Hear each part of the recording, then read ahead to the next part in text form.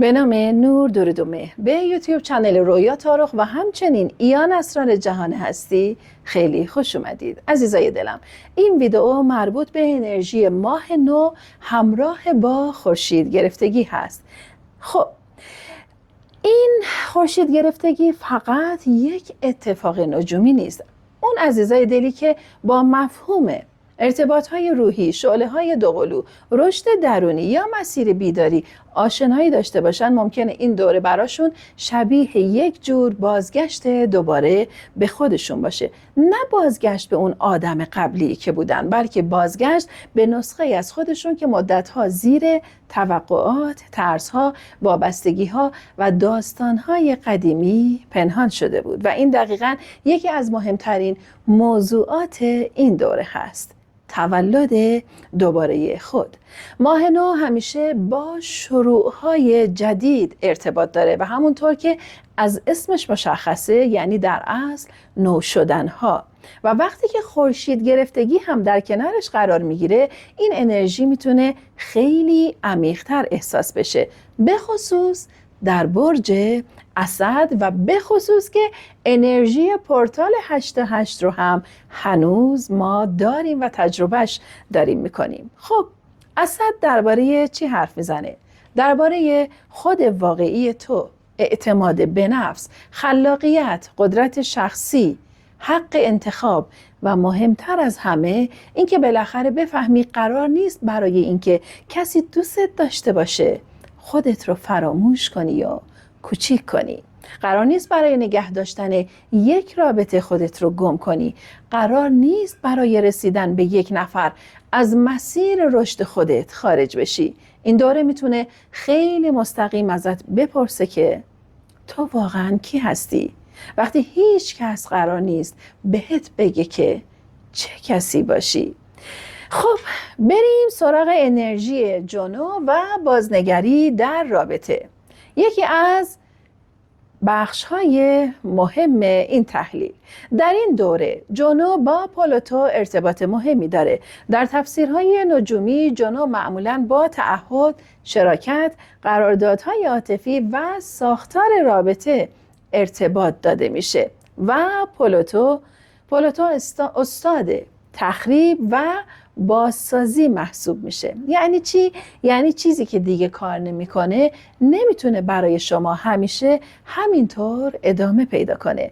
ممکنه یک رابطه باشه، ممکنه یک الگوی رفتاری باشه، ممکنه حتی تصویری باشه که سالها از خودت داشتی. مثلا من همیشه آدمی هستم که رها میشه.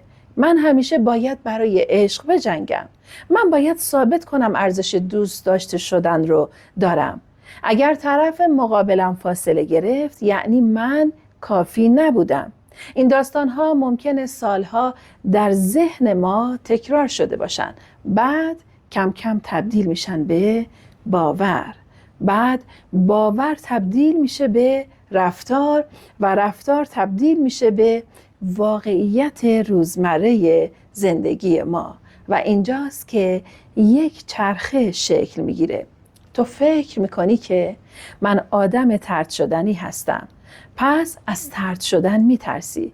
به خاطر ترس رفتارت تغییر میکنه، بیشتر کنترل میکنی، بیشتر پیام میدی، بیشتر دنبال نشونه میگردی، بیشتر تایید میخوای. طرف مقابل هم ممکنه عقب‌تر بره و بعد تو میگی چی؟ دیدی من درست فکر میکردم؟ من طرد شدم. در حالی که شاید چیزی که واقعا اتفاق افتاده این بوده که یک باور قدیمی رفتار جدیدی ساخته و این رفتار نتیجه تولید کرده که دوباره همون باور رو تقویت کرده. این همون چرخه‌ای هست که باید شکسته بشه. ساختار زندگی تو باید تغییر کنه. این دوره فقط درباره عشق نیست. این قسمت خیلی مهمه، چون اگر تمام تمرکزت رو بذاری روی این که پس شعله دوقلوم چه زمانی برمیگرده، چه زمانی پیام میده، چه زمانی اتحاد اتفاق میفته، ممکنه اصل این پیام رو از دست بدی. چون این انرژی این دوره بیشتر از این که بگه برو طرف رو درست کن، داره میگه زندگی خودت رو درست کن. خونت چطوره؟ کار و درآمدت چطوره؟ مسیر شغلیت چطوره؟ بدنت چطوره؟ اعتماد به نفست چطوره؟ مرزهات چطوره؟ آیا داری کمتر از ارزش واقعی خودت پول میگیری؟ آیا در کاری موندی که دیگه با تو هماهنگ نیست؟ آیا داری کار دیگران رو انجام میدی و بعد از خستگی و بی‌توجهی شکایت میکنی؟ آیا از ترس اینکه کسی ناراحت بشه مدام خودت رو عقب میکشی؟ اینا چیزهایی هستن که این دوره میتونه بیاره روی میز، چون یک رابطه سالم نمیتونه روی یک زندگی کاملا بی‌ثبات سوار بشه.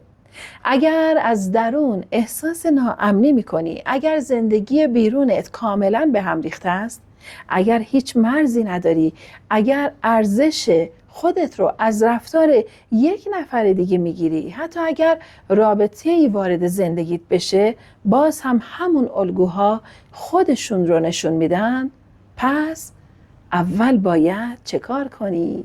باید پایه رو بسازی. خب قبل از اینکه ادامه ویدیو رو داشته باشم، عزیزای دلم، یک ویدیو قراره براتون آماده کنم. این ویدیو فوق‌العاده هست در رابطه با موضوع احساس بی‌حس شدن که احتمالاً فردا باهاتون به اشتراک میذارم. تمام تلاشم بر اینه این ویدیو یک ویدیوی عالیه. پیشنهاد میکنم حتما این ویدیو رو ببینید و از دستش ندید. و برگردیم به ادامه. خب شاید الان کمتر ارتباط حضور در بعد پنجم رو احساس کنی. اینجاست که میرسیم به یکی از جالبترین قسمت‌های ماجرا. خیلی از آدم‌هایی که خودشون رو در مسیر شعله دوقلو میبینن ممکنه اخیراً احساس کرده باشن که من دیگه مثل قبل حضورش رو حس نمی کنم. نشونه ها کمتر شده. دیگه مثل قبل حس نمی کنم اون شخص با منه. و اولین واکنش خیلی ها چیه؟ ترس. فکر میکنن پس همه چیز تموم شد. اما یک تفسیر متفاوت هم وجود داره. شاید مسئله این نباشه که ارتباط از بین رفته. شاید شکل تجربه تو داره تغییر میکنه. فرض کن یک بچه قبل از تولد داخل رحم مادر تمام مدت حرکتش رو احساس میکنه، ضربه ها رو احساس میکنه، میفهمه که بچه داخل شکمشه. اما وقتی بچه به دنیا میاد دیگه قرار نیست مادر همچنان لگد بچه رو داخل شکمش احساس کنه. چرا؟ چون مرحله عوض شده. حالا بچه بیرونه، میتونه لمسش کنه، بغلش کنه، باهاش حرف بزنه، ولی در عوض باید با واقعیت‌های فیزیکی هم روبرو بشه. اونا چیه؟ گریه، بیخوابی، غذا، پوشک عوض کردن و همه چیز واقعی تر میشه.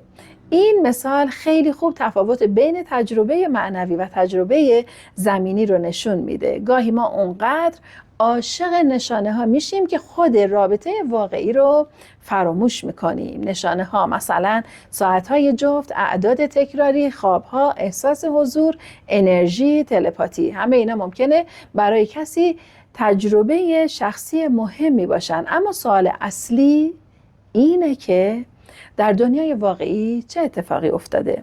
آیا احترام هست؟ آیا مسئولیت پذیری هست؟ آیا ارتباط سالم هست؟ آیا انتخاب واضح وجود داره؟ آیا دو نفر واقعا برای ساختن زندگی دارن تلاش میکنن؟ چون اگر قرار باشه چیزی از دنیای معنوی وارد دنیای واقعی بشه، بالاخره باید یک جای در رفتار و انتخابهای واقعی دیده بشه. جادوی واقعی عزیزای دلم فقط نشانه نیست. این قسمت رو خیلی جدی بگیرید. ممکنه یک نفر تمام روز عدد 11 ببینه ولی هنوز نتونه به یک رابطه ناسالم نبگه. ممکنه هر شب خواب طرف مقابلش رو ببینه ولی هنوز عزت نفسش رو از رفتار اون شخص ببینه. خب اینجا باید از خودمون بپرسیم که قرار بود نشونه ها ما رو به کجا برسونن؟ اگر فقط باعث شدن بیشتر منتظر بمونیم، بیشتر وسواس پیدا کنیم و بیشتر زندگیمون رو متوقف کنیم، شاید داریم پیام رو اشتباه تفسیر میکنیم. تا همین جای ویدیو یک لحظه متوقف شید و بنویسید که شما چه نشانه هایی دارید میبینید، چقدر نشانه ها براتون مهم هستن، چقدر نشانه ها توی زندگیتون واقعی هستن. همینجا ویدیو رو پوز کنید و برام بنویسید. و اینکه بنویسید آیا بی‌تفاوتی نسبت به شعله رو دارید احساس میکنید و زمانی که اینو احساس میکنید آیا ترس از دست دادن داره سراغتون میاد؟ اینو حتما برام بنویسید چون مربوط به ویدئوی فردا هم میشه. خب اگر این نشونه ها باعث بشن که ما بیشتر منتظر بمونیم، بیشتر وسواس پیدا کنیم و بیشتر زندگیمون رو متوقف کنیم، شاید داریم پیام رو اشتباه تفسیر میکنیم. معنویت قرار نیست تو رو از زندگی واقعی جدا کنه، قرار نیست تو رو از مسئولیت ها فراری بده، قرار نیست بهت یاد بده که هیچ کاری نکن، فقط انرژی بفرست. گاهی بزرگترین کار معنوی اینه که قبض‌هاتو پرداخت کنی، کار پیدا کنی، بدنت رو جدی بگیری، اتاقت رو مرتب کنی، مرز بذاری، قیمت کارت رو درست تعیین کنی و بالاخره کاری رو که ماهاست عقب انداختی شروع کنی و این هم بخشی از رشد روحیه. خب انرژی لیلیت میگه من خودم رو انتخاب میکنم. یکی دیگه از انرژی های مهم این دوره هست ارتباط لیلیت با جنو و اینجا یک پیام خیلی قدرتمند وجود داره. تو باید خودت باشی، نه نسخه‌ای که طرف مقابلت دوست داره، نه نسخه‌ای که خانوادت میخوان، نه نسخه‌ای که جامعه قبولش داره، نه نسخه‌ای که فکر میکنی برای جذب عشق باید باشی. خودت. لیلیت در این فضا میتونه نماد اون بخش سرکش و مستقل وجود ما باشه که میگه من دیگه نمیخوام خودم رو برای کسی خم کنم. تو راه خودت رو برو، من هم راه خودم رو. و جالبه که این جدایی از کنترل گاهی دقیقاً چیزی میشه که رابطه رو سالمتر میکنه، چون وقتی تو دست از کنترل نتیجه میکشی تازه میفهمی که واقعاً چی میخوای. اصالت پایه اصلی یک رابطه واقعی. یکی از پیام‌های بسیار قوی این دوره اینه اصالت باید پایه رابطه باشه، نه بازی، نه نقش بازی کردن، نه تظاهر بی تفاوتی، نه وانمود کردن به این که اصلا برام مهم نیست در حالی که از درون داری منفجر میشی، نه بازی های روانی، نه حسادت عمدی، نه سکوت برای تنبیه، نه پیام دادن برای گرفتن تأیید، نه ناپدید شدن برای اینکه طرف مقابلت دنبالت بیاد، بلکه من اینم، این نیاز منه، این مرز منه، این چیزی نیست که دیگه میتونم قبول کنم. این نوع صداقت میتونه در کوتاه مدت سخت باشه ولی در بلند مدت رابطه‌ای که روی حقیقت ساخته شده خیلی محکم‌تر از رابطه‌ای که روی بازی و ترس ساخته شده. وقتی داستان قدیمی دیگه به دردت نمیخوره چی میشه؟ ممکنه در این دوره متوجه بشی که یک داستان قدیمی دیگه به دردت نمیخوره. مثلا قبلا فکر میکردی که من آدم بی اهمیتیم، پس در محل کارت ساکت میموندی، همیشه کار بقیه رو انجام میدادی، هیچ وقت درخواست افزایش حقوق نمیکردی، هیچ وقت نمیگفتی این مسئولیت من نیست. ولی حالا یه چیزی درونت میگه صبر کن، چرا دارم این کار رو میکنم؟ این ناراحتی اتفاقا میتونه علامت رشد باشه، چون دیگه تو اون آدم قبلی نیستی ولی هنوز داری مثل اون آدم رفتار میکنی و این تضاد درد ایجاد میکنه. این همون ناراحتیه که ممکنه تو رو مجبور کنه رفتار جدیدی انتخاب کنی. مثال در رابطه، فرض کن سالها داستانت این بوده که طرف مقابلم منو انتخاب نمیکنه. حالا یک روز میفهمی که اصلا شاید واقعاً این واقعیت نبوده، شاید اون آدم خودش درگیر مشکلات مالی بوده، شاید ترس داشته، شاید زندگی خودش رو نمیتونسته مدیریت کنه، شاید اصلا مسئله ارزش تو نبوده. حالا سوال اینه وقتی این داستان قدیمی رو کنار میذاری رفتارت چی میشه؟ دیگه لازم نیست برای گرفتن توجه رفتارهای افراطی انجام بدی، دیگه لازم نیست قهر کنی تا دیده بشی، دیگه لازم نیست مدام ثابت کنی که من ارزشمندم. تو از قبل ارزشمندی و این دقیقاً همون جاییه که هویت قدیمی شروع به فرو ریختن میکنه. عزیزای دلم، توی این دوره انرژی اورانوس هم موضوع تغییر رو پررنگ میکنه و تغییر همیشه با یک اعلام رسمی وارد زندگی نمیشه. گاهی یک تصمیم ساده همه چیز رو عوض میکنه، یک تماس یک پیشنهاد کاری، یک گفتگو، یک نه، یک بله، یک تصمیم برای ترک یک محیط، یک تصمیم برای شروع یک کسب و کار، یک تصمیم برای اینکه دیگه دنبال کسی نری و ناگهان مسیر زندگی تغییر میکنه. بنابراین اگر مدت هاست میدونی باید کاری رو انجام بدی، این دوره زمان خوبی هست که دیگه انجامش بدی و اون کار رو به عقب نندازی. اگر میدونی که باید یک عادت رو ترک کنی، پس شروع کن. اگر میدونی باید مهارتی یاد بگیری، شروع کن. اگر میدونی باید کسب و کار راه بندازی، شروع کن. اگر میدونی باید مرز بذاری، بذار. قرار نیست همیشه احساس آمادگی داشته باشی. گاهی اولین حرکت رو میکنی و بعد احساس آمادگی میاد و بریم سراغ انرژی زنانه یا زنانه الهی و خطر بیش از حد تلاش کردن. این قسمت رو مخصوصا برای کسانی میگم که خودشون رو در انرژی فمینین میبینن. چیزی که در این دوره ممکنه خیلی دیده بشه بیش از حد تلاش کردنه. یعنی چی؟ یعنی تو داری کار خودت رو انجام میدی، کار طرف مقابلت رو هم انجام میدی که بارها گفتم لطفاً این کار رو نکنید. هر کس که این کار رو داره میکنه بنویسه.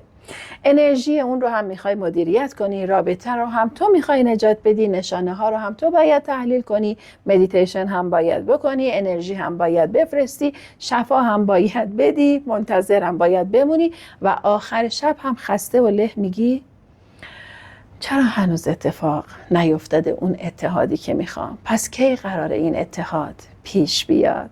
خب شاید چون داری کاری رو انجام میدی که اصلاً قرار نیست انجام بدی. اگر خودت رو در انرژی فمینین میبینی، مهمترین کار اصلی توی این دوره اینه که همه چیز خیلی ساده تر باشه. زندگی خودت رو بساز. پول خودت رو، خونه خودت رو، کار خودت رو، بدن خودت رو، اعتماد به نفس خودت رو، مرزهای خودت رو، آرامش خودت رو و اجازه بده طرف مقابل خودش مسئول مسیر خودش باشه. این خیلی مهمه. تو نمیتونی رشد یک انسان دیگر رو به جای اون انجام بدی. هر کسی در مسیر باید خودش رشد کنه. خب اگر مدیتیشن و کار معنوی خستت کرده، اگر قبلا ساعتها مدیتیشن میکردی و الان حس میکنی که دیگه نمیتونم، دیگه انرژی ندارم، دیگه نمیخوام، لزوما به این معنی نیست که مسیر معنویت خراب شده. شاید نوع کار مورد نیازت تغییر کرده. گاهی ما کار درست رو در زمان اشتباه انجام میدیم و کار درست در زمان اشتباه تبدیل به خستگی میشه. مثلا شاید الان به جای 3 ساعت تحلیل انرژی لازم باشه 1 ساعت هم روی کسب و کار خودت کار کنی. به جای اینکه مدام ببینی چه نشونه‌ای گرفتم، لازم باشه بری دکتر و یک مسئله جسمی رو بررسی کنی. به جای اینکه منتظر پیام باشی، زندگیت رو جلو ببری. کار درست در زمان درست انرژی میده. اگر رابطه قرار باشه وارد مرحله جدی‌تری بشه، زندگی واقعی هم باید ظرفیت اون مرحله رو داشته باشه. مثلا اگر قرار باشه 2 نفر با هم زندگی کنن، خونه لازم دارن. اگر قرار باشه ازدواج کنن، مسئولیت‌های واقعی وجود داره. اگر قرار باشه بچه دار بشن، بدن، سلامت، شرایط مالی و روانی باید مورد توجه قرار بگیره. پس گاهی چیزی که ما فکر می‌کنیم چرا هنوز اتحاد نشده؟ آیا زندگی من اصلاً برای چیزی که میخوام آماده شده؟ اینه که این 2 سوال رو کاملاً متفاوت ببینید و متوجه تفاوتشون بشید که اصلاً آیا آماده هستید برای این اتحاد یا نه. یک پایان لازمه تا تولدی دوباره اتفاق بیفته. در انرژی هومیا و ارتباطهای این دوره مفهوم تولد دوباره خیلی پررنگه. وقتی تولد دوباره یک قانون، ولی تولد دوباره یک قانون ساده داره. یک چیزی باید تموم بشه. تو نمیتونی همزمان هم آدم قبلی بمونی و هم انتظار داشته باشی که زندگی کاملا جدیدی داشته باشی. گاهی باید یک خونه رو ترک کنی، گاهی باید یک شغل رو ترک کنی، گاهی یک رابطه، یک عادت، یک نسخه از خودت، گاهی حتی یک رؤیای قدیمی که دیگه واقعاً رؤیای تو نیست و این دردناکه، چون ما معمولاً دوست داریم چیز جدید رو داشته باشیم بدون اینکه چیزهای قدیمی رو از دست بدیم، اما همونطور که میدونید باید چیزهای قدیمی برن کنار تا فضا باز شه برای چیزهای جدید. خب بریم سراغ انرژی مشتری، امید بعد از یک دوره سنگین.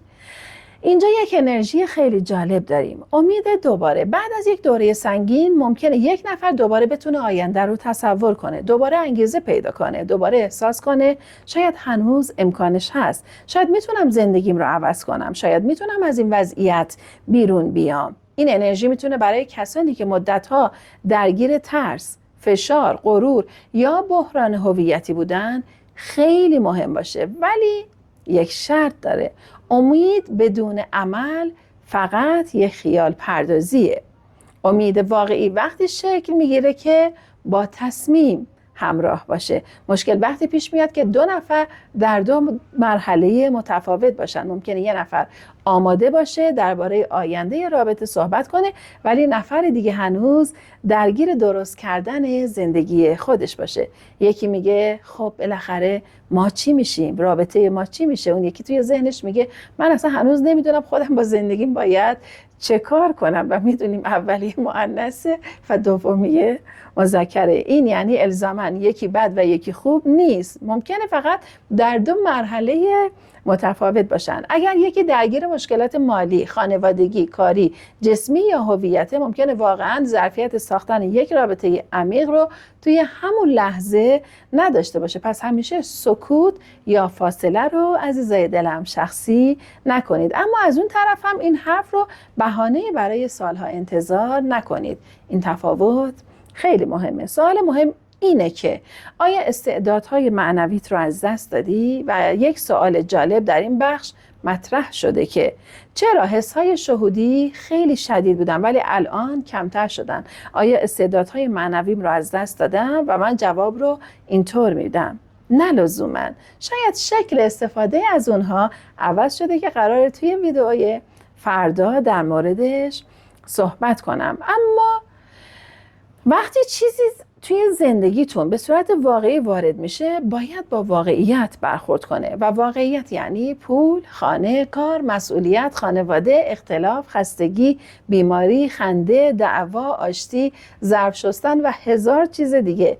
این همون زندگیه و شاید قرار نباشه زندگی واقعی همیشه مثل یک فیلم عرفانی باشه. عزیزای دلم، عشق واقعی همیشه رمانتیک نیست. گاهی عشق واقعی اینه که یکی ظرف‌ها رو بشوره، یکی قبض رو پرداخت کنه، یکی وقتی طرف مقابل خسته است بهش فشار نیاره، یکی مسئولیت اشتباه خودش رو قبول کنه، یکی بگه حق با تو بود، یکی بگه من امروز حالم خوب نیست ولی مشکل از تو نیست. اینها شاید خیلی معنوی به نظر نرسن، اما اتفاقا همینها زندگی واقعی رو میسازن. و بریم سراغ انرژی مردانه، دوره اصلاح و بازنگری. در ادامه این چرخه برای انرژی مردانه هم یک دوره جدید بازنگری دیده میشه، به خصوص به خاطر مجموعه از حرکت‌های برگشتی سیارات در ماه‌های پیش رو.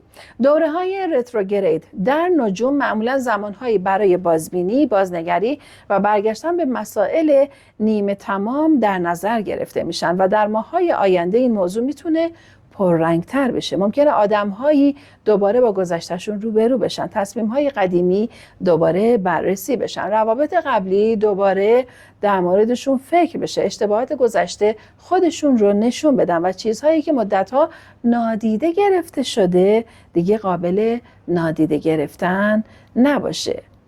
و با نزدیک شدن به دوره ونوس رتروگرید، موضوع رابطه، ارزش شخصی، عشق و انتخاب‌های عاطفی میتونه مورد بررسی قرار بگیره. این لزوماً به معنی این نیست که اکستون برمیگرده. این یکی از اشتباهات رایج در محتوای نجومی. رتروگرید قرار نیست تضمین کنه که فلان شخص برمیگرده، اما میتونه نماد دوره برای بازچینی چیزهایی باشه که در رابطه عشق و ارزش شخصی درست کار نمیکنه. ممکنه بپرسی من واقعا چی میخوام؟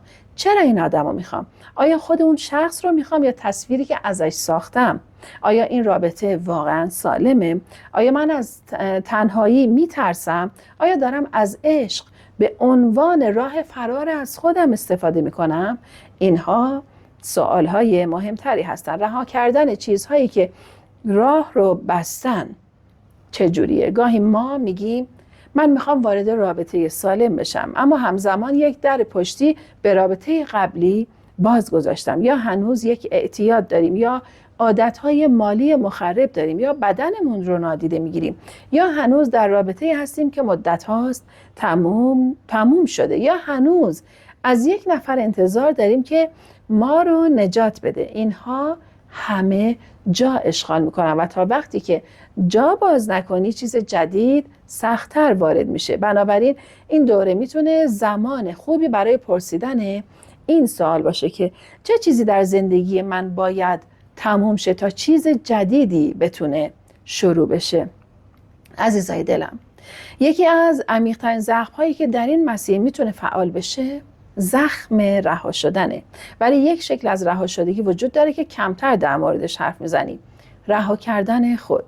یعنی چی؟ یعنی وقتی بقیه تو رو انتخاب نمی‌کنن تو هم خودت رو انتخاب نمی‌کنی. وقتی کسی بهت احترام نمیذاره تو هم به خودت احترام نمیذاری. وقتی کسی نمیگه ارزشمندی تو هم باور میکنی ارزش نداری. وقتی کسی میره زندگی تو هم متوقف میشه. این خود رها کردنه و شاید یکی از بزرگترین درس‌های این دوره باشه. حتی اگر کسی تو رو انتخاب کرد تو باید خودت رو انتخاب کنی. و یک نکته آخر، اگر این روزها احساس میکنی نشونه ها کمتر شدن، حس میکنی ارتباطی که قبلا شدید بود الان ساکت تر شده، اگر حس میکنی که دیگه مثل قبل نمیتونی انرژی طرف مقابلت رو احساس کنی، فوراً نتیجه نگیر که همه چیز تموم شده. ممکنه فقط فصل عوض شده باشه، اما در عین حال اسیر این هم نشو که پس حتما قرار برگرده. نه، هیچ نشونه ای جای انتخاب واقعی انسانها رو نمیگیره. در عوض میای چه کار میکنی؟ برمیگردی به خودت، به زندگیت، به کارهات، به بدنت، به پولت، به روحت، به آرامشت، به خلاقیتت و به اون نسخه ای که مدتها منتظر بود بالاخره اجازه بدی که زندگی کنه. عزیزان جانم، این خورشید گرفتگی و این ماه نو بر شما مبارک باشه. امیدوارم که از تمام مطالب ارزشمند این ویدئو بهره مند شده باشی. از تمام تجربیاتت برای من و دوستانت بنویس. در نهایت با قلبم و با عشق به تک تکتون میگم که خیلی دوستتون دارم. نور هستید و نور بمونید. یا حق، خدا نگهدار.